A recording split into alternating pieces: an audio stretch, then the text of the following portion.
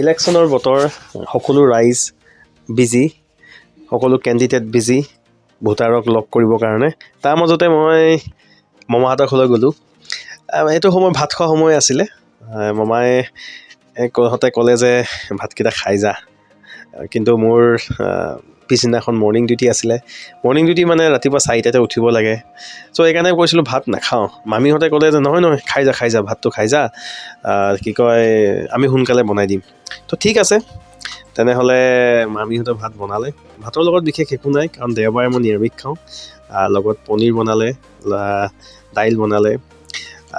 ভাত বহা সময়ত ডাঙৰ মামাই ক'লে, এই নহয় তই এটা কাম কৰ, এই কলপাত কাটিটো আছে কলপাততে খা। মই ঠিক আছে কলপাতত তেনেহ'লে খাওঁ। বহুত দিনৰ মূৰত কলপাতত ভাত খাইছোঁ এনেকৈ। আচলতে আমাৰ যিখিনি ট্ৰেডিশ্যনেল কিছুমান ফাংচন হৈ থাকে, তাত বিশেষকৈ যেতিয়া ভোজৰ আয়োজন কৰা হয় আমি কলপাততে ভাত খাওঁ। কিন্তু লাহে লাহে এই কলপাতৰ পৰা পেপাৰ প্লেটলৈ কনভাৰ্ট হৈছে। যি কি নহওক, নিজৰ সুবিধাৰ কাৰণে মানুহে বিভিন্ন প্ৰকাৰৰ বস্তু ব্যৱহাৰ কৰি আছে। তাৰ মাজতে মই এতিয়া আপোনালোকক ক'বলৈ ওলাইছোঁ, আমি কলপাতত খালেনো কিনো বেনিফিট হয়। আমি যেতিয়া আগৰ দিনত আমাৰ আজু ককাসকলে কলপাতত খাইছিলে।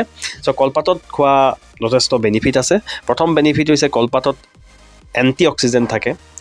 জেনেৰেলি নেচাৰেল এণ্টি অক্সিডেণ্টটো হৈছে পলিফিনল। আৰু এই পলিফিনলে আমাৰ বডিত বিভিন্ন প্ৰকাৰে সহায় কৰে। আৰু সেই যেতিয়া আমি ইয়াত গৰম ভাত দি দিওঁ, এই ভাতৰ লগত এই পলিফিনল মিহলি হৈ যায়, এই আমাৰ ডাইজেষ্টিভ কৰাত সহায় কৰে। তাৰ বাহিৰেও ইয়াত আমি দেখা যাওঁ যে আমাৰ কলপাতত এটা ৱেক্সি মেটেৰিয়েল, মমৰ গোটেই এটা মেটেৰিয়েল থাকে, কোটিং দেখা যায়।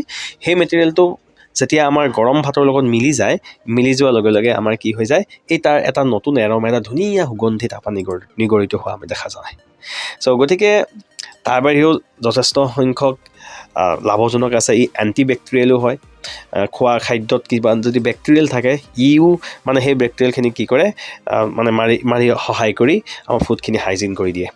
তাৰ বাহিৰেও ই হৈছে ইক' ফ্ৰেণ্ডলি, কোনো মানে পৰিৱেশক প্ৰদূষণ নকৰে। আৰু ই বায়'ডিগ্ৰেডেবল মানে হৈছে যেতিয়া আমি ইয়াক খাই পেলাই মাটিত পেলাই দিওঁ, ই অতি সোনকালে মাটিৰ লগত কি হৈ যায়, মিলি যায়।